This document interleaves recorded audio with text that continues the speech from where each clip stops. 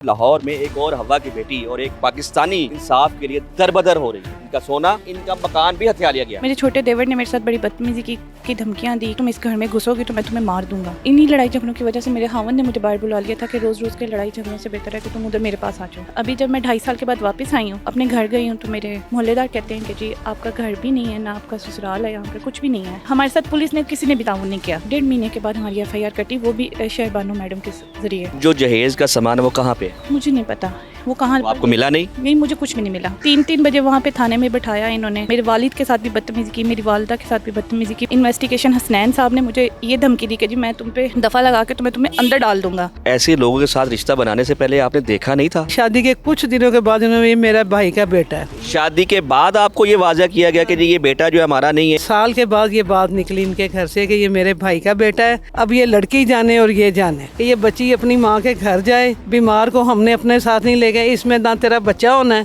हमने इसको नहीं रखना। मेरी वाइफ जो है वो पाकिस्तान गई है, तो उसने मुझे बताया कि उन्होंने घर बेच दिया। जहेज का सामान, फर्नीचर, हमारा पूरा घर, हर चीज़ जो है मेरे अंकल ने जो है सब बेच दी। बिस्मिल्लाहिर्रहमानिर्रहीम, अस्सलाम वालेकुम नाज़रीन, मैं हूं असद शेख और आज आपको बताने ये जा रहा हूं कि लाहौर में एक और हवा की बेटी और एक पाकिस्तानी लड़की इंसाफ के लिए दरबदर हो रही है। मामला क्या है कि 5 साल कब 2020 में इनकी शादी होती है। सैयद ख़ानदान की ये लड़की हैं और सैयदों में इनकी शादी होती है।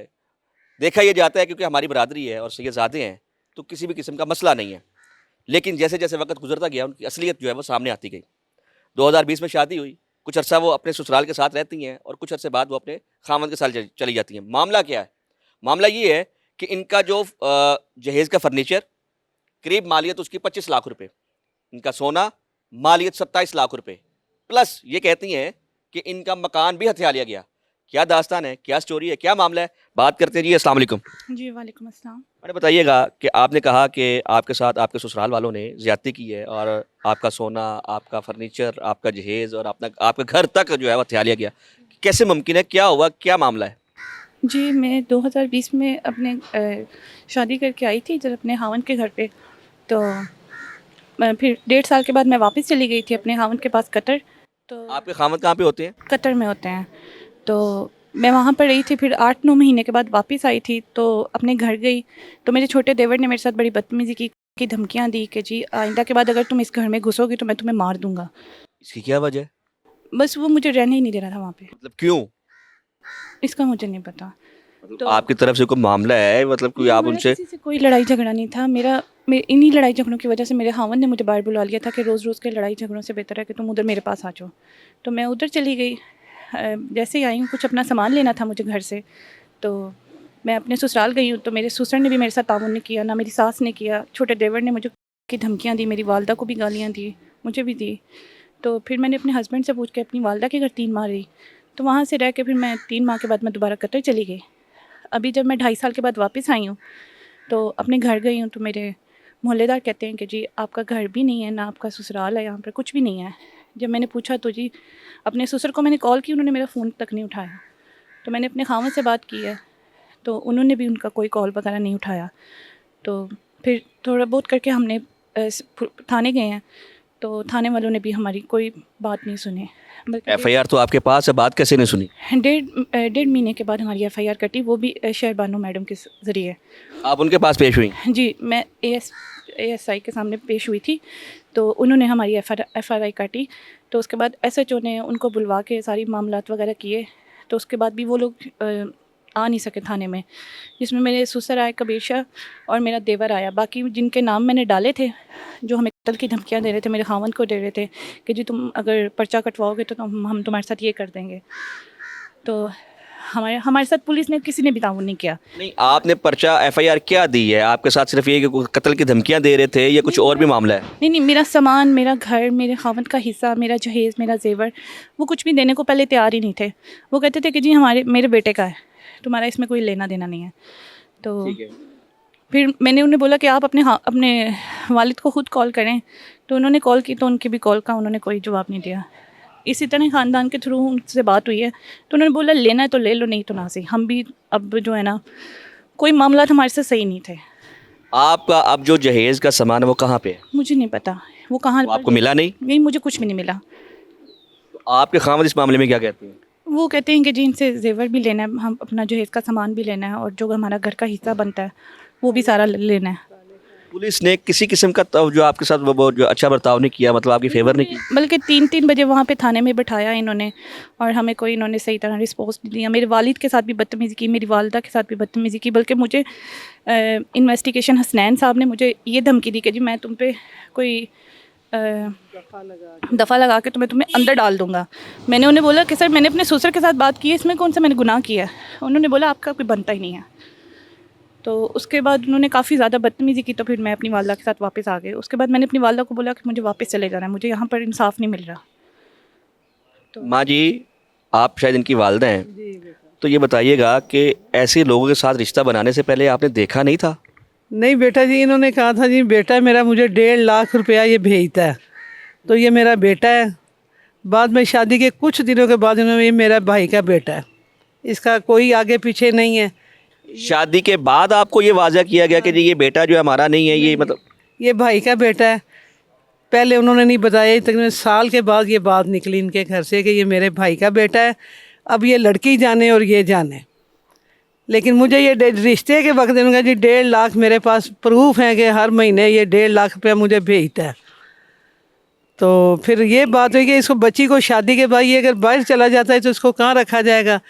तो कहने लगा जी ये यही है कि यहाँ रहेगा तो यहाँ रहेगी, बाहर जाएगा तो ये साथ लेके। तो जहाँ पर वो होगा, इनका खामन जहाँ पर होगा, ये भी वहाँ पर रहेंगी। हाँ जी। तो फिर ये बच्ची कुछ बीमार हो जाती है, हॉस्पिटल चली जाती है, इनका भी कुछ 2.5-3 लाख रुपया लगा है। मैंने भी जितने मेरे से लगे, मेरी तो बेटी है, मैं तो नाम नहीं लूँगी, इनका 2.5-3 लाख रुपया लगा है वहाँ पर। वहाँ से इस बाबा जी ने कहा जी बच्ची घर जा रही है, इसको तलाक दे के भेजनी है, ये बच्ची वापस नहीं आनी चाहिए। कदीर साहब को अपने भतीजे को इन्होंने कहा है कि ये बच्ची अपनी माँ के घर जाए, बीमार को हमने अपने साथ नहीं ले गए, इसमें ना तेरा बच्चा होना है, हमने इसको नहीं रखना। उससे पहले भी ये इस बच्चे की शादी करवा चुके हैं, 3 साल वो शादी रही है। इन्होंने हमें नहीं बताया कि वो बच्चा पहले शादीशुदा है। उनको भी इस बाबा जी ने तलाक दिलवाई है और इसकी बीवी ने तलाक दिलवाई है। 3 साल पहले भी वो बच्चा शादीशुदा था। माँ जी, ये बताइएगा कि मतलब अब अगर ये आपकी बेटी, क्योंकि वो बता रही हैं कि वो जाती हैं, उनके पास रहती भी हैं, काफ़ी अर्सा गुजार के भी आई हैं, ये तो मेरे ख्याल से अपने खावन के साथ खुश हैं। जी जी। तो मसला तो सिर्फ इस वक्त इनके ससुराल की तरफ से है। ससुराल वाले वो यही था कि कहता है इसको छोड़ दे। बाबे की असल हकीकत जो है ना, वो कहता है इसको तलाक दे। क्या वजह क्या हो सकती है? वो यही है कि बाबा की अपनी भी औलाद कोई नहीं है, बे औलाद है। बाबा कहता है तेरी नस्ल नहीं चलनी तो मैं शादी और करवाना। पहले भी करवा चुका है, दूसरी ये है। अच्छा, मुझे ये बताइएगा मोहतरमा कि आप बता रही हैं कि आपके साथ वो जो है पुलिस कोऑपरेट नहीं कर रही, प्लस आपने ये भी कहा कि आपका मकान भी हथियाया जा रहा है। ये क्या वाक़या है, ये क्या माजरा है? मकान इस तरह तैयार जा रहा है, जैसे मैं अपने घर जाती हूँ तो मुझे वहाँ जाके मेरे मोहल्लेदारों से ही पता लगता है कि जी आपके ससुराल रातों रात आपका मकान बेच के चले गए, आपका सामान उठा के ले गए। तो ये मेरी किराएदारनी है, हाँ, ये हमारे साथ नीचे 8-10 साल रही हैं। इनको भी इमरजेंसी निकाला, इनको भी कोई हकीकत का पता नहीं था। ये तो जब बाहर निकली हैं, इन्होंने मकान वगैरह बाहर से लिया है, तो इनको जाके पता लगा। ये काफ़ी देर मेरा नंबर भी ढूंढती रही हैं, पर इनको मेरा नंबर नहीं मिला। अच्छा, मैं आपकी तरफ आना चाहूँगा। ये बता रही हैं कि आप इनकी जो है ना किराएदार रह चुकी हैं। ये जो वाक़या सारा बता रही हैं, इस पे क्या हकीकत है? क्या वो लोग ऐसे हैं? हाँ, बिल्कुल ऐसे हैं। मैं इसकी शादी हुई थी, मैं इनके साथ गई थी। जब इसको रुखसत लेके आए फिर भी मैं साथ गई थी। इनका सामान भी इधर ही था। इन्होंने पहले 2 माह मुझे निकाल दिया। मैं 10 साल से रह रही थी। मुझे नहीं पता इनके दिल में क्या है तो क्या नहीं। इन्होंने कहा घर खाली कर दें, हमें चाहिए। मैंने घर खाली कर दिया। उसके बाद उन्होंने ना सेल कर दिया। घर रातों रात सेल करके ना इसका सामान ले गए। लेकिन मेरे मियाँ ने इसके ससुर को कहा भी था, अगर आपने सेल करना ना उनका सामान उनको दें। कह रहा वो हमारा मसला, आपका मसला नहीं है। कदीर साहब इस वक्त हमारे साथ जो है वो कॉल पे मौजूद है। कदीर साहब कैसे हैं आप? खैरियत से हैं? मैं चाहूँगा कि हम कैमरे के सामने इनकी बात करें। आप दिखाएं जी कैमरामैन भाई, ये दिखाइएगा।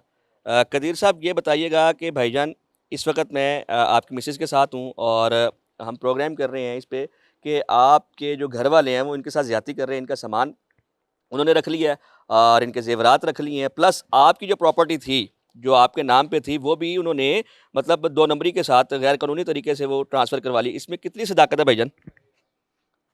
जी, इसी तरह ये मेरी वाइफ जो है वो पाकिस्तान गई है, तो उसने मुझे बताया कि उन्होंने घर बेच दिया। मोहल्लेदारों ने बोला ना इसका जहेज का सामान, फर्नीचर, हमारा पूरा घर, हर चीज जो है मेरे अंकल ने जो है सब बेच दी है, चाचू जान।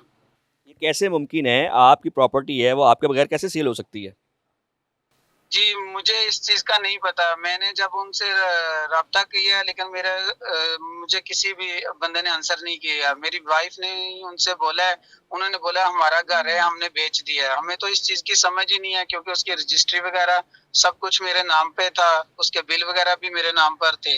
लेकिन नहीं पता मुझे, मेरी वाइफ़ अभी पाकिस्तान छुट्टी गई है, कतर मेरे पास ही रहती है। तो उसने मुझे बताया कि मोहल्लेदारों ने बोला कि उन्होंने घर बेच दिया है, सामान भी उठाकर ले गए हैं। ताले तोड़ के। इसका जो सामान था वो कमरों में बंद था लाख में। तो कदीर से ये बताइएगा इस वक़्त सामान किसके पास है? इस वक़्त जो सामान है वो मेरे चाचा जान और उनके भांजे हैं उनके पास है। उन्होंने आपस में सभी ने तक़सीम कर लिया है। ऐसा हमें मुख्तलिफ लोगों ने बताया है लेकिन हमें कन्फर्म नहीं है। उनके पास सामान है। अच्छा, इत्तला ये है कि आपके जो चचा जान हैं, वो आपके वालिद की हैसियत रखते हैं, तो ऐसा कैसे मुमकिन है कि वो आपकी प्रॉपर्टी हथिया लें? जी, मुझे नहीं सर पता। मुझे तो लास्ट टाइम तक नहीं उन्होंने बताया कि हम ऐसा कर रहे हैं। मेरी वाइफ़ ने जब जाके मुझे कन्फर्म किया है तो तब मुझे पता चला है सर। उन्होंने तो मुझे अभी तक मैं बहुत परेशान हूँ, राब्ता करता हूँ तो मुझसे तो वो राब्ता भी नहीं करते, उल्टा मुझे वो थ्रेट करते हैं। अगर तुम पाकिस्तान आओगे तो हम तुम्हें कर देंगे, ऐसा उन्होंने मुझे बोला हुआ है। अभी तो मुझे खुद भी कुछ समझ नहीं आ रही है कि क्योंकि मेरी वाइफ़ की तरफ से भी मैं बहुत ज़्यादा परेशान हूँ। मुझे तकरीबन हो गए हैं 6 साल हो गए हैं कंटिन्यू इधर कतर में काम करते हुए, मैं छुट्टी नहीं गया हूँ पाकिस्तान। कदीर साहब, अभी आपकी ये सारी स्टेटमेंट हम ऑन एयर करने वाले हैं। किसी किस्म का अगर कोई झूठ है, कोई 2 नंबरी है तो हमें बता दें प्लीज़। नहीं, नहीं, इसमें कुछ भी झूठ नहीं है। 6 साल हो गए हैं मुझे कंटिन्यू मुसलसल इधर काम करते हुए। एक दफ़ा भी मैं छुट्टी नहीं गया हूँ। और मेरे पीछे से जो भी किया मेरे चाचा जान ने मेरे से बगैर पूछे, बगैर इन्फॉर्म किए सारा कुछ किया है। और अभी तो इसकी वजह मेरे चाचा जान की इस गलती की वजह से मेरे ससुराल वालों की तरफ से भी मेरे ऊपर प्रेशर है। अगर वो इसका सामान नहीं देते हैं, तो उधर से भी मेरे काफ़ी यानी कि मुझे सुनना पड़ेगा। ज़ाहिर है जिसका घर लूट गया, मेरा तो घर गया, उसका सारा सामान गया। उसके माँ-बाप ने कितनी मुश्किलों से बनाया था, वो आप सब समझ सकते हैं कि कितनी मुश्किलों से बेटियों वाले ज़ेवर वगैरह बनाते हैं। उसका भी सब कुछ वो आपस में उन्होंने बाँट-बूँट लिया। ऊपर से हमें मारने की मेरे ख्याल से लाइन ड्रॉप हो गई है, मौक़िफ़ उनका सामने आ गया है। कदीर साहब हमारे साथ लाइन पे थे, जो इनके ख़ावंद है, कतर में बैठे हैं। उन्होंने भी ये बात वाज़िया कर दी है कि इनके चचा जान जो कि इनकी वालिद की हैसियत रखते हैं, उन्होंने मतलब क्या वजह है मालूम नहीं, वो क्यों उनको कत्ल की धमकियाँ दे रहे हैं, क्यों उनका माल हथियाना चाहते हैं, कुछ समझ में नहीं आ रहा। लेकिन फिर भी चूँकि गवर्नमेंट ऑफ पंजाब के दावे हैं, मरियम नवाज़ के दावे हैं कि उनके होते हुए उनकी गवर्नमेंट में किसी भी तरह की ज़्यादती नहीं होगी, इदारे बनाए जा चुके हैं, सीसीडी है, एंटी करप्शन है, महकमा पुलिस है, सबके होते हुए अगर फिर भी ये पाकिस्तान की बेटी दरबदर है, तो ये एक गवर्नमेंट पर सवालिया निशान है। क्या कहना चाहेंगे माजी, लास्ट पे किसको कोई अपील करना चाहें, किसी को पैगाम देना चाहें? मेरा बच्चा सिर्फ यही अपील है कि मेरी बच्ची को इंसाफ दिया जाए। इसका जो ताले काट के ये चीज़ें लेके गए हैं, ये जो हरून शाह, तनवीर शाह तो आज तक पुलिस वाले के पास आया ही नहीं। आसिफ शाह, आमर शाह, ये जो है सारे इन्होंने सुनने में ये आ रहा है सामान इन्होंने बांट लिया है सारों ने। बचा कुछ भी नहीं है। ये कहते हैं गुजरात आए हमारे साथ, हम आपको सामान देते हैं। पुलिस वाले कहते हैं हम साथ जाएंगे। पुलिस वाले खुद करें ना ये सारा काम। पुलिस वाले जब उनके सामने बैठ के 2 औरतों का मजाक उड़ाया है कि ये दफ़ा लगा के तुम्हें अंदर लाकर में बंद कर देंगे, तो फिर पुलिस वालों का क्या फ़ायदा है ऐसी पुलिस का। 3 बजे तक पुलिस वाले, 3 दिन हम जाते रहे, 3-3 बजे घर पहुँचे हैं हम। ये पुलिस है। सैयद घराने की बेटियाँ और इंसाफ के लिए दरबदर, रोज़े महशर सवाल खड़ा होगा, इनका हाथ और आपका गिरेबान होगा।